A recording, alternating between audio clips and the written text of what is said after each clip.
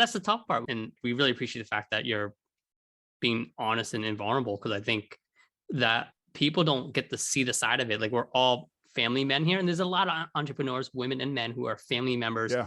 And you hear stories like, oh my God, I'm going to be late for a meeting, but your family is your priority. And like, they got it all wrong.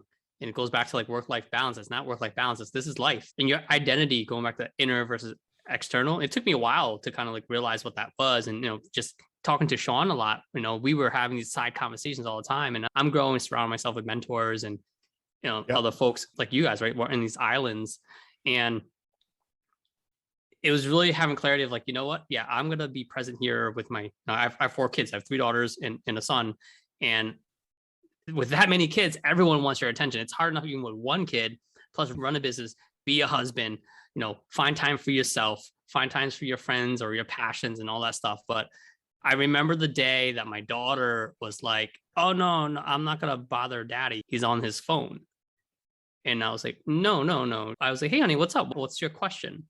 And oh yeah, we got another one, Dave. See, that's all right. It's that kids, man. They do it every time. They do it every time. I never shared this with you, Sean. Oh yeah. You got it, man. Just like Dave said, lean into it. That's all. Just lean into it. You know the magic of this moment? You're not alone, brother. That's right. That's what I'm saying, Dave. We all go through it. It's not unique, dude. We have Zoom is school during the pandemic.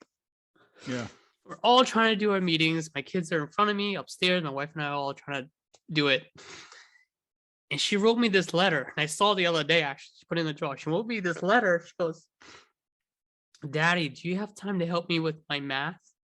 I know you're in a meeting. And I didn't see it right away. And I felt horrible that I couldn't be there for her. Mm. But that's what we're building here is time. We're building whatever we're trying to build, is empire, whatever we're trying to build here, so that we can create that time for our families and what's important.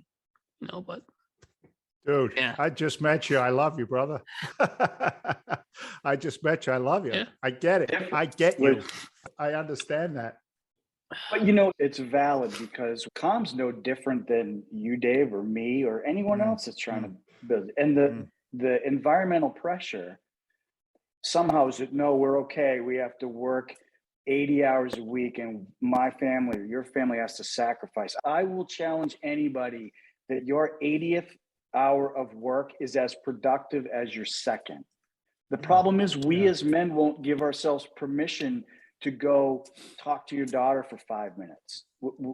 No, I got too much other stuff. And we have this environmentally induced fucked up priority list. The world or your company is not going to come to a screeching halt if you take a half an hour and spend time with anybody. Calm and I have talked about this before. One of the most freeing things I ever did when I ran my staffing company, I used to go to the gym in the middle of the day, Dave.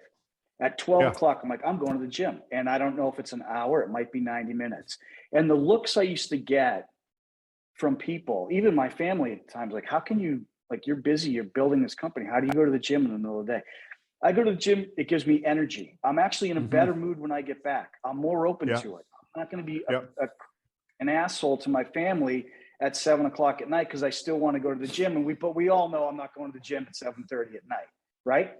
So it was a way not to just make myself better, but to make the environment, my staff, my family, myself, better in that moment. And it was freeing. And to Calm's experience, that's what you have to, we don't make time. We all have the same amount of time. So we can't make time, we make priority. And the environment, and this is why we're talking about this today, does a hell of a job on men and women and entrepreneurs to force us to think a way that we might not think, but that's what the environmental pressure is.